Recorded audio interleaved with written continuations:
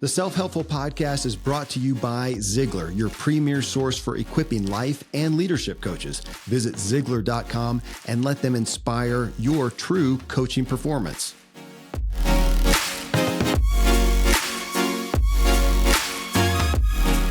Welcome, everyone, and thanks for joining me as I talk with today's most important influencers, guides, and change makers to uncover what truly drives them and extract the big takeaway from their personal journey and their greatest wisdom. I'm your host, Kevin Miller. This is Self-Helpful. In this episode, I was actually offered the opportunity to do a back to school special for Apple Podcasts. And I've already been asked about creating a version of my book, What Drives You, for a high school and college perspective, which is fitting as the impetus to write this book came from my desires for my adult kids. I realized that what I most wanted for them was for them to know what they truly want, to understand what they value and why for themselves, and to commit to it.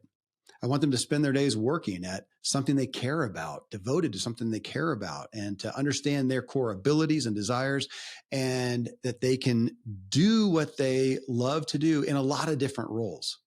I want them to have joy and fulfillment.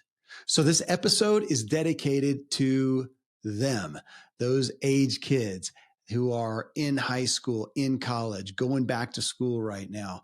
If you're a parent, I'd ask you to share this show or just the concepts with your kids. You can get my book, What Drives You, in any form on Amazon or wherever you buy books. But here is a synopsis as it relates to those going back to school.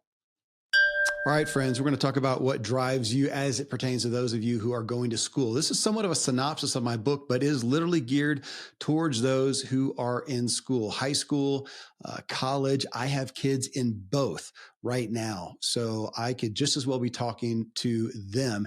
And we do talk about these things, so this hits close to home. So I'm going to just start off with highlights. Number one, you are a driven person. That's not just hype. It's not just empty motivation, especially if you're sitting there feeling absolutely not driven, or if you're a parent and you're thinking, no, my kid is not driven. They are. But for you kids, I'm going to speak to you. You are. You're driven to do whatever you do, same as I am. You're driven to sleep in or get up early. You're driven to get straight A's or to cheat or to flunk out. Whether it's sports or performing arts or smoking dope under the bleachers, that's coming from something within you that is driving you. You're driven to performance, or you may be driven to fit in and stay safe, or you're driven to rebel, or maybe driven to do just nothing. It just is as much of nothing. No engagement as you can. That is coming from a drive. Drive is simply, this is how I define it. It's actually right out of the book, a very strong energy and determination to achieve a goal or satisfy a need. So if it feels like you're driven to a negative thing, it's to satisfy a need. And I deal with this as well every single day. There are things that I'm driven towards that are, good and a goal and worthy. And it's a need over here that may be good, it may be not, may be absolutely not good for me or anyone else. Everything I just talked about, that is a goal or a need. I have 9 kids. Okay, ages 11 to 29 now. And I've seen, and I'm still seeing things that drive them that fit almost all those things that I said above there. So here's the deal. We give credit to those who are driven toward things that we value as a culture, right? So if you're driven to be the star quarterback or the valedictorian, then they'd say, oh my gosh, Johnny and Jane, whatever, they're driven. If you're driven toward being a bully, or not showing up for class, well, you don't get credit. Well, you're still driven. Some of those driven people I know are addicts. Man, they're so driven, they'll kill to get a hit. That's drive. We just don't give them credit because it's not something we value. It is drive, and that's where we see drive differently. We all have drive. Again, even if it's to stay on the couch and do nothing, that is a drive because it's keeping you from doing some other things. But you're driven to stay there. There's a reason. When you decide, however, what you really want, you'll turn your drive towards something you care about, and you will get there. You just have to do the work of considering what you want in the key areas of life, which I'm about to list out. And to know if it's an authentic want, if it's a true want, you got to understand why you want it. And that's where you'll have to dig to find what is truly authentic to you. The younger culture today glorifies authenticity. Man, that's a huge word. But I find they don't often know who their authentic selves even are. Authenticity, it's not desiring and pursuing what everybody else wants. It's not rebelling against what you think everybody else wants. Authenticity isn't what social media glorifies. This is what we're talking about right now, and we're going to dig in. Second point here. You do not need to wait for something to happen to be driven, to trigger your drive towards something that you care about. You don't need to fall into a vat of chemicals. You don't need to be bitten by an exotic spider. You don't need a friend to die or your parents to divorce or some windfall. You don't need to win the lottery. You don't need to wait for anything or anyone. Most people spend their whole lives waiting for something to happen to them. And we love those stories. But often the successful people I know, nothing significant happened to them. So you're either going to find a reason, an understanding, a dawning to care about something enough to your life, or you won't. And that's not being critical. It's just realistic. You were raised by people who may or may not have ever found a reason to be driven toward much of anything of value other than just basic survival. And they could be incredibly sweet and well-meaning people who did. They survived through life, but they never really found a reason to thrive, to live authentically, and to pursue real fulfillment. So you may not have an example in your life. And I say real fulfillment. I mean, real being what is fulfilling to, again, them, not the culture, not someone else. If fulfillment to you ends up being, hey, I want a high profile job, a multi-million-dollar home and a Rolls Royce just for you, and that's what seems fulfilling, fine. If it's making enough to make ends meet while you engage in activities you love, and that's okay too. This is about you. What is fulfilling to you? And I say that as a parent. I honestly don't care how much money my kids make or what status they have. I do just want them to be happy, joyful people who brighten the lives of others from their own brightness. I am happy for them to ultimately support themselves and get out on their own. I won't lie about that. But otherwise, I want them to find joy. So we're going to walk briefly through the key areas of life that we find where people find fulfillment, okay? And just open the door to what you may want. You're not going to figure it all out right here and now. This is a start of the discussion. If you choose to continue it, this will take you making some notes and saying, okay, here's the key areas of life that this guy says. And, I'm the messenger. These have been documented by so many people. Basically, this is where we're going to find fulfillment, these areas of life. And then I'm going to tell you real briefly how to look at each area and figure out what you authentically want. It's not rocket science, but it is taking the time to think about it, which most people just don't do. Most people don't do. There's a good chance that you're going to hear this and not do that. If you want something better, then here's a small exercise that will give you a significant trajectory to your life. All right. These are the 7 areas. Number 1, I called it in the book, What Drives Your Purpose? Everybody's heard about purpose. This really has a lot to do with what you find faith in. You can take it from a spiritual standpoint. Here's my pitch. My kids know it. And it is most of the people who I find who are successful defined by what success is for them. But what I'm going to say is they're joyful people. They're joyful people. They have happiness. They have fulfillment. And this is all walks of life. But at the end of the day, no matter what they do, what they look like, where they came from, how they live, they're just the kind of people you want to be around, man. They're inspiring. They're influential. People want to follow them. Those types of people almost to the end they believe in something more than themselves. That's the core of spirituality.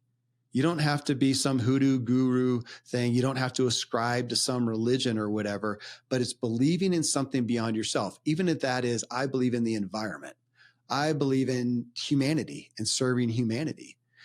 If you go a step further, you may believe that there's a power greater than just us humans here on the earth, something in the heavens or around. Again, I'm not going to get into religion and doctrine and whatever, but having something that you believe in, a greater purpose and or a greater power, is a proven entity. It goes through the span of time. I talk about it in the book. Our oldest history we have is based on spirituality, people recognizing that there's something greater to them and devoting themselves to the betterment of mankind to some degree. So there it is. I've got kids.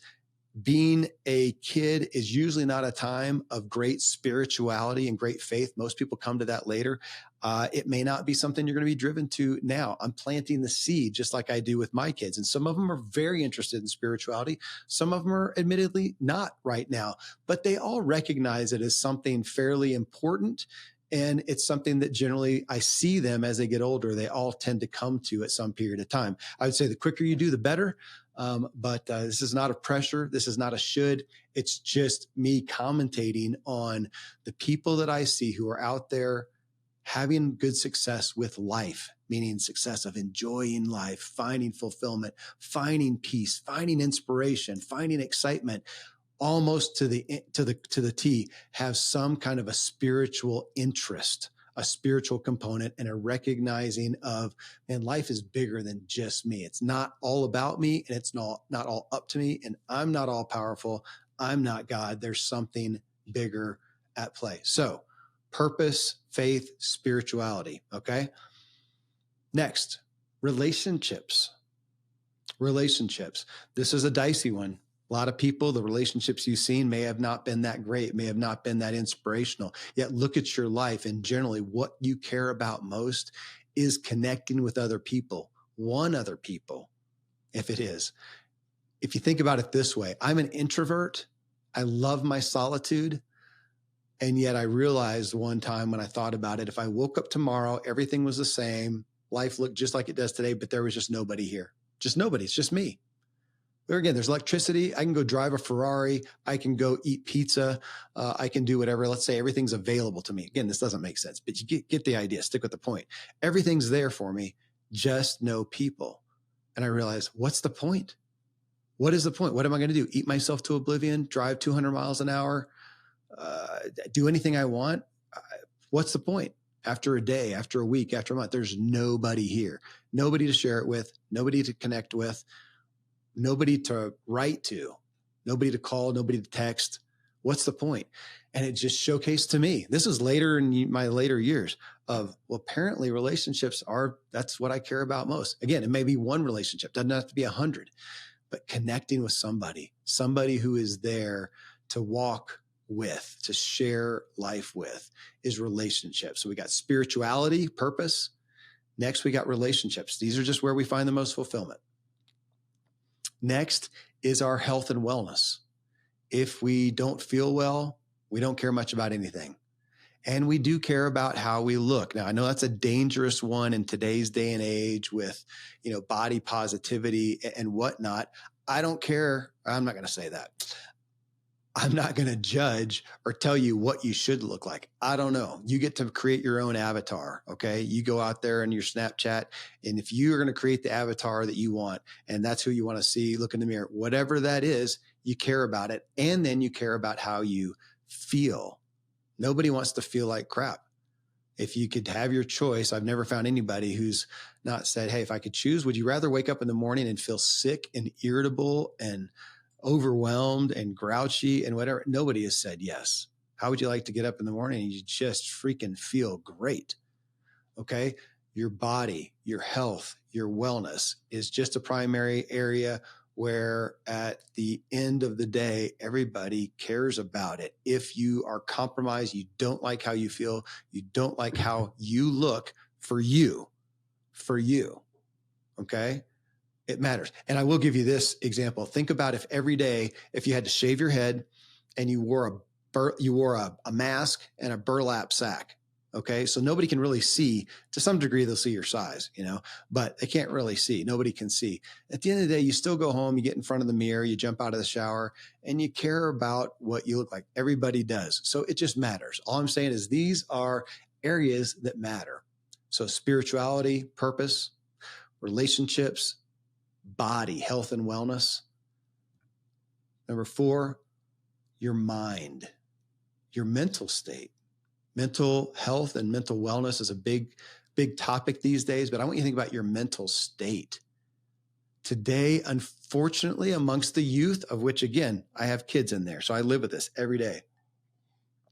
I'm not saying it's the case with my children, but I see it out there. I'm enmeshed. Their friends are over at the house. We're with other kids.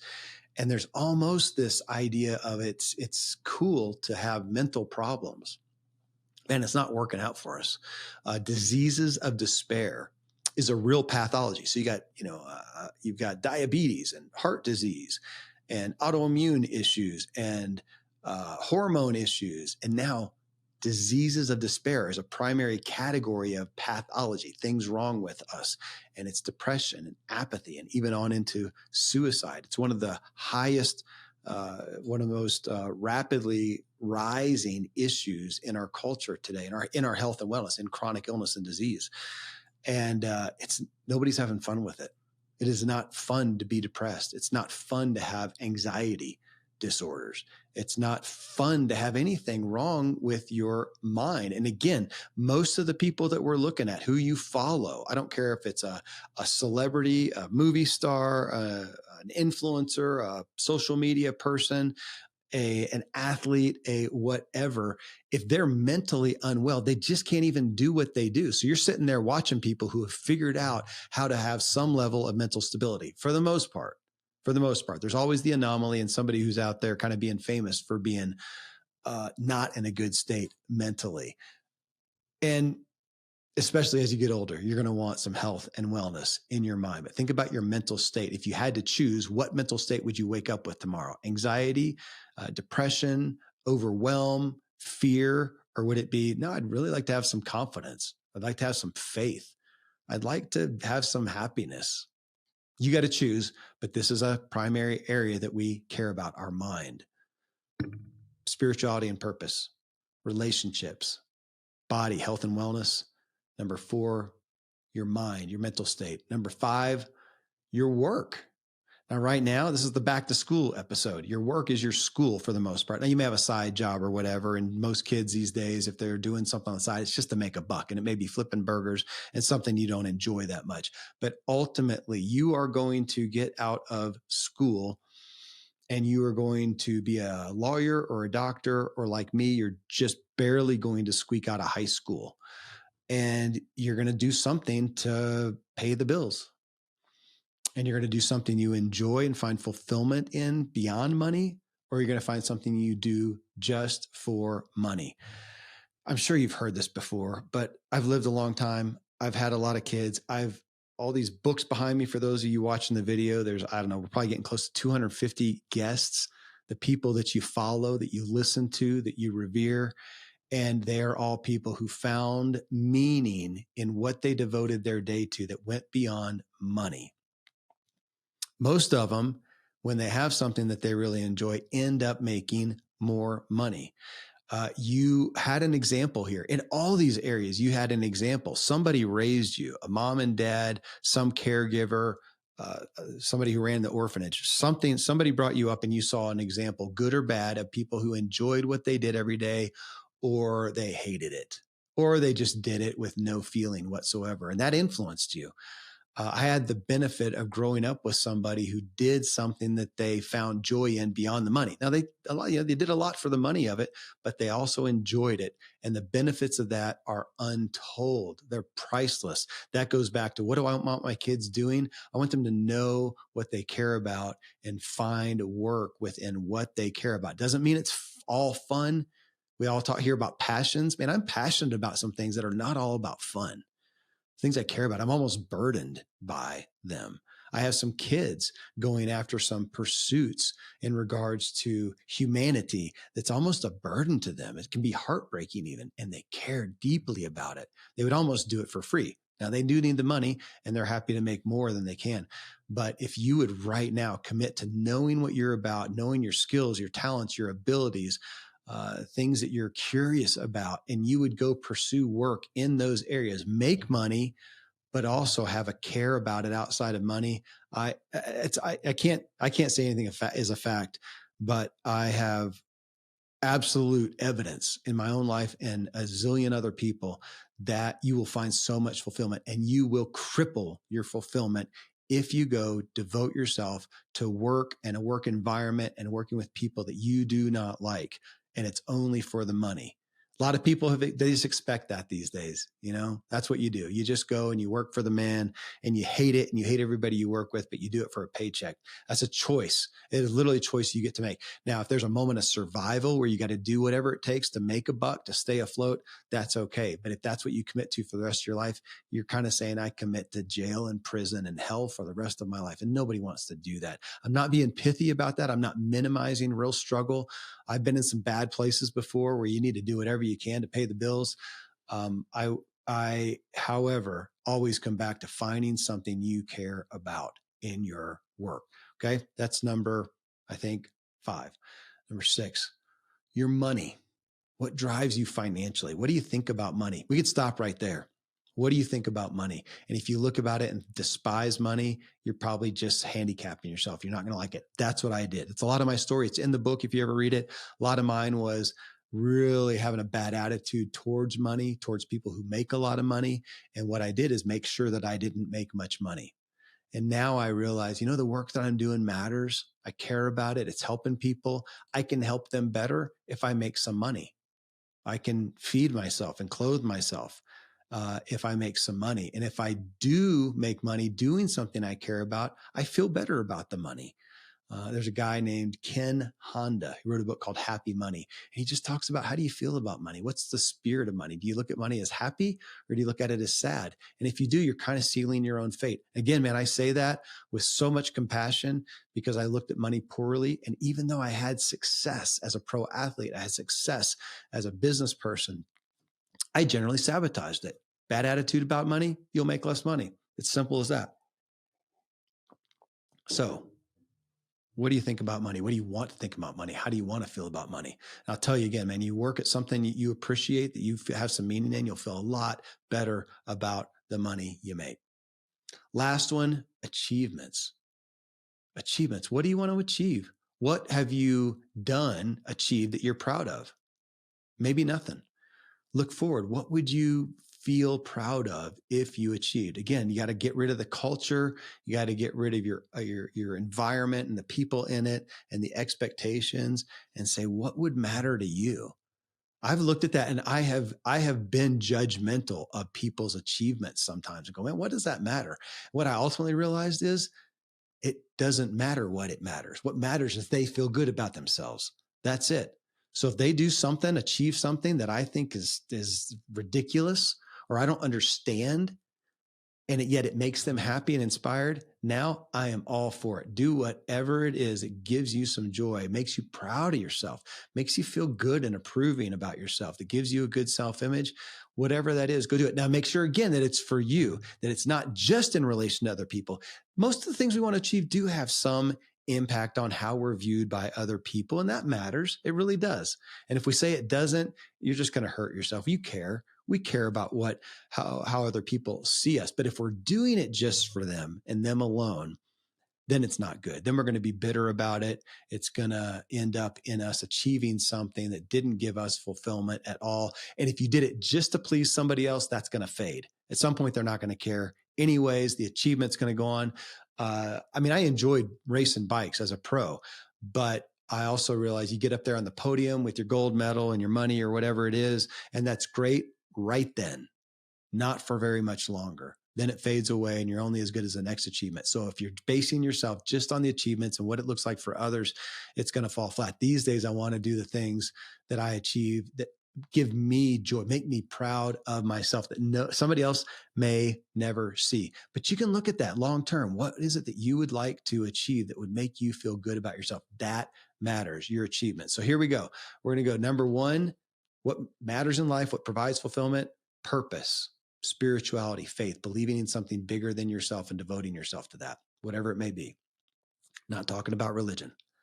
Number 2, relationships, other people, whether it's one person or many, though the stats show you're going to be better off having more than just one, because then you'll rely on them for too much. You want to find people that fill some different things in your life. Could be 3, could be 5, could be 10. But relationships matter. Number 3, Your body, your health and wellness, it matters. You want to feel good and feel good about your own self-image. Does not mean you need to be Thor, does not mean you need to be a bikini model or emaciated or whatever, but just to a level where you go, yeah, I'm okay. I'm okay with me. I'm okay with how I look. What drives your mind, your mental health? Number 4, your mental state. What's the mental state that you want? What do you want to be? Do you want to be Mr. or Mrs. Anxiety, depression, happy? You may not want to be happy, but confident, at peace, chill. What is it? What do you want?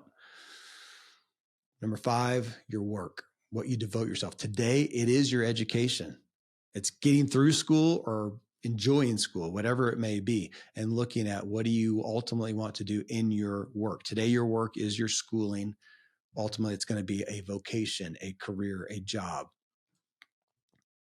Number 6, money, finances. What do you care about? What do you want to care about? How do you want to view it? And again, if you to look at it and say, money's terrible, it just is horrible. Which I've had sometimes a feeling. I've had some kids who have, and we have to look at that and correct that a little bit. Because if you have a bad attitude towards money, you're gonna handicap, sabotage yourself there. Number 7, achievements. What achievements would make you proud? What do you want to have achieved? All right, so there's your 7 areas of where you're going to find or not life fulfillment. But those are the areas that are going to give you life fulfillment. I'd say pay attention to them. Think about those. Here then is how to filter them. Okay, here are 6. Nope. How about 5? Here are 5. The 5 gears of drive is what I call it. Here are 5 things that influence each of those areas. So you're going to take each of those areas I talked about, and then you're going to ask yourself these questions. What do you think? Number 1, what is inherent, meaning genetics? What's behind you? How did let's go before your parents or who brought you up, your grandparents, your great grandparents, the people you may not have even known. To the best of your abilities, how did they view each of these areas? Did they enjoy their work? Did they hate their work? Did they enjoy the money? Did they despise money? Did they pursue health and wellness? Or did they shrek their health and wellness? How did they look at their faith and spirituality? Did they have a positive feeling towards that, or did they hate anything spiritual? Those things, I'm not going to get into it here. You can read the book or you can study genetics. Those things have an impact on you. It doesn't mean that that's who you are, but think of it as a set point. Right now, you have a set point in each of those areas based on genetics, things that are behind you. I even look at that financially. Some of my financial stuff, I didn't see my parents in a bad way financially. And I wonder, why do I have this feeling? I actually can look back to especially one grandfather that I know of. Didn't know the other one, but know him. And he had some shame around money, and they were in a really strict religion. And I bet there was some shame in there. That creates a set point. So I go look at that and go, gosh, that makes a little bit of sense. I might have a kind of a bad feeling inherently there. Let's get it on the table and realize I'm going to have to advocate a little bit more for myself in regards to money because I have this genetic set point. So genetics matter. The best you can figure out and know what came before you, the people before your parents even, or whoever, brought you up, it matters. All right. So genetics. Next is environment. This is where especially your parents or whoever brought you up, again, even if it was in a children's home. I say that because I have some adopted kids that came from a children's home. They were orphans. And they saw the example of those people around them, and that influenced all 7 of those areas. How they saw health and wellness, how they saw money, how they saw work. It influences us. It's our programming. You are programmed. The day that you leave your home or wherever you're brought up and you're out on your own and you think you're free, some hard news is you are not free. You have been programmed. You now have the opportunity to think through this stuff here and reprogram yourself. Put new programs in, new operating systems. Otherwise, you are just going to respond to what you were programmed, and you're going to respond in 2 ways. You're going to either accept and embrace what you grew up with, what your environment was. You're going to accept it and not question it and just embrace it. or you're likely to go and rebel against it and go, I'm not doing that. I'm going the opposite way. Neither of those are authentic. Neither of those are authentically you, of saying, you know what, I'm going to forget about it. I'm going to put it off to the side and try to think, what do I want? And maybe you need to expose yourself to some other people, some other influences to even get an idea of what else is out there. You are programmed and you're going to have to deal with that. Your environment, what you grew up in with, is the primary programming that is going to influence you in each of these areas. If you don't get it out on the table and understand it and say, gosh, okay, in my upbringing, this is how I saw money viewed. This is how I saw health and wellness viewed. This is how I saw spirituality viewed. This is how I saw relationships done. Was it good? Was it bad? Did it make you feel good? Did it seem fulfilling? Did it seem joyful or not? Get it out on the table. That is hugely impacting to your life. So go through each of those areas and say, gosh, how did my upbringing view this stuff? That matters to how I'm going to, if I'm unaware of it. Next is asking that question in each of those areas. What do you want? What do you want? Say it one more time. What do you want for you and you alone? If you woke up in a new place where nobody knew you and you just got to decide, so there's nobody to impress, there's no expectations, what do you want for you in each of these areas? And I even get into in the book some big things, the constructs of our culture. You're expected to get married or have a significant other. You don't have to. I know some people, not a lot, but have chosen to be single all their life, and that was okay. You're not unwhole by not having a romantic partner or a significant other or a spouse. You're just not. I did it. I got married. You don't have to. Same thing like with kids. Especially if you're married, you're kind of expected you're going to have kids. Some of my best friends do not have any kids. You know what? They didn't get to experience some of the glories that I have as a parent. I did not get to experience some of the glories that they had, not spending their time and investing their lives being a parent. They got to experience some incredible things. It's not a good or bad, a better or worse, a right or wrong, a black or white. Different experiences. What do you want for you in each of those areas? Now, to know and understand that, go to the next one, number 4. What motivates you? This is your why. So say what you want. Okay, this is what I think I want to the best of your abilities. We're going to end on that. What do you want and why? We need to ask that. So if you say, gosh, this is what I want in the area of work. I want to work it this way and I want to do this. Why? And you're going to go, because whatever. You're going to give me an answer. That's not it. That's not it. I'm going to say, okay, why that? And ask why that. And what we're trying to get down to, there's an emotion. There is an emotion. There's a feeling underneath there, which ultimately requires some emotional intelligence, which I have not had most of my life. I did know my values. I was tuned into that. That kept me from going too far astray, but I was not emotionally intelligent. And there were some things that I drove towards and I didn't know what was driving me. I thought I knew what I wanted to, but there was an emotion, there was a motive, there was a reason that was really driving me. I call it a hidden drive, called a hidden motive. There was something driving me and I didn't know, like with money. I was driven by thinking, I don't want people to perceive that I'm about money or power. And so I'm going to do everything I do without money in mind. Well, that doesn't really work in business or a vocation. You need to have some money in mind. But I didn't realize this hidden drive was there and it kept sabotaging me. I'd make money and then I would sabotage it over and over and over. So we're talking about emotions. So you're saying, this is what I want. I'm asking, okay, why do you want it? And what the way to get to that is figuring out what's the emotion or the feeling underneath that. And you may not know.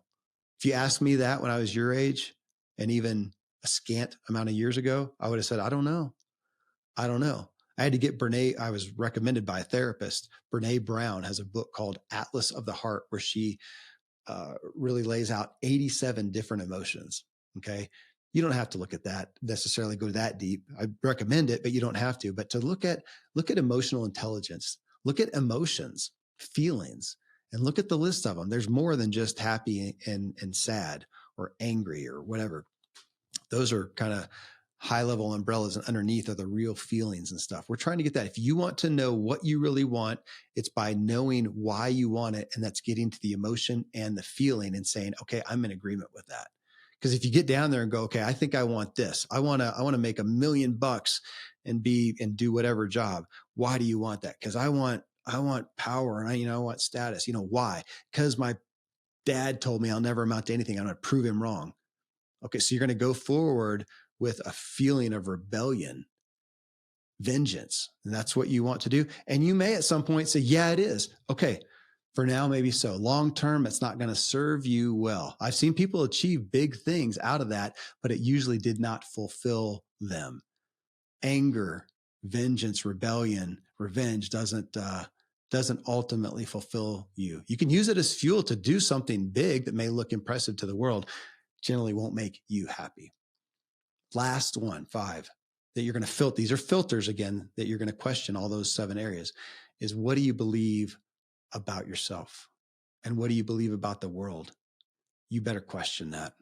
You better question that, because right now, what you believe about yourself and what you believe about the world is generally what you came to from your environment, from your genetics, from your environment, from wherever you grow up with, whatever you were exposed to. And I'll tell you, what you were exposed to was this little itty bitty piece of pie of the whole of humanity. You weren't exposed to much. You can't be. So what you believe about yourself, what you believe about the world, you need to set it out on the table and really question that. Have the courage to question that and realize that that's probably a belief that you didn't choose. You were handed it and you accepted it. You agreed with it because you didn't know any better, or you looked at it and said, I don't like that. And you rebelled against it. And now you believe something different. And it's just out of rebellion. It's not really what you believe. So get to look at beliefs, to what do you look at those 7 areas and go, what do I believe? Do I believe money's bad? Or do I believe money's good? Which of course it's neither. It's just money. You can do bad with it or you can do good with it. Do I believe health and wellness is good or bad? Be weird if somebody said, I think it's bad, but you might have to admit to yourself, no, I think it's actually good. I really would like that. Okay, cool. What about relationships? Maybe you had bad examples. So do you look and go, gosh, relationships are bad? That doesn't make any sense. What do you believe? All right. Those are the filters. And here's my last piece for you. And it's a big one. It's a big anchor here. Right now, I'm asking you big questions, big thoughts, ultimately that you're going to make big decisions on. And you can only do it to the best you know how right now. Again, I've got kids. I got back to school age kids. They haven't experienced tons of stuff. For them to make the big decisions, I talk like this. I'm their dad. So they hear this stuff and I've almost overwhelmed them. I have overwhelmed them sometimes going, oh my gosh, I got to get out of school and find the holy grail, the thing that I want to do for the rest of my life. No. You just need to know yourself and then do the best that you can. I've got a son right now. He just graduated high school, decided right now, maybe never will he go to college. He's not sure, but right now, no. And so he's looking and he's very outgoing, really social with people. And we're looking at, that would fit kind of in a sales profession. That's one area. It could be in, a healthcare profession where he's involved with people and helping them. It could be a lot of different things. That's what's cool. Understand what you're about. Do a personality profile. Take the Enneagram test. Do a DISC profile, understand yourself some, and see, gosh, these would be some fitting areas. These are my propensities, like him, outgoing, social, affectionate, whatever. He could go into sales. He could go into, again, healthcare. We probably list 10 different areas or more out of that he could go into. Right now, what's he going to do? He's looking at being a waiter, being a server, whatever they call them these days, doing that. It's a sales position. You get paid based on how you interact with people. He interacts with people. That's a great entry-level sales position. Is that what he wants to do his entire life? No, but it's along the lines of interaction with people. That's the point. So 10 years from now, hopefully we'll find him in a real vocation that he feels like committing to, devoting himself to long-term. And we're laying the pavement right now, planting the seeds in essence right now. Just do the best you can as far as you can see. You can't see that far. You haven't experienced that much. So don't feel so pressured to find the Holy Grail. Try to find the best that you can now to the best of your abilities. This is what I think I want.